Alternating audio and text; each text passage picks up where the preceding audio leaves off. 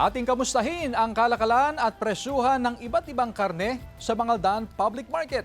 Makibalita tayo live kay Sandy Salvacio. Sandy? Chris, narito ako ngayon sa Mangaldan Public Market para kamustahin naman yung sitwasyon at presyohan ng mga ibinebentang karne dito sa nasabing pamilihan. At sa mga nakausap natin, Chris, na nagtitinda ng sariwang karne ay may mga tumaas at bumaba ang presyo ngayong araw. Katunayan yan, ang karne ng baboy ay nasa 340 to 350 pesos kada kilo ngayon na dati ay nasa 360 pesos.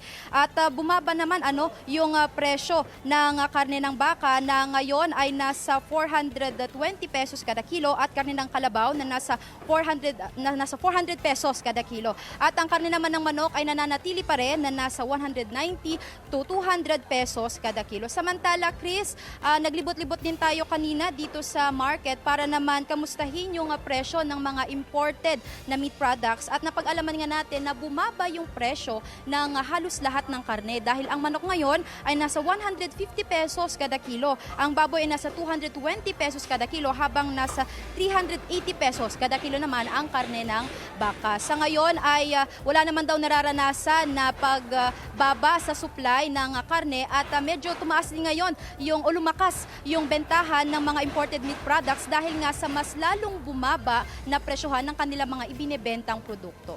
Chris? Maraming salamat, Sandy Salvacio.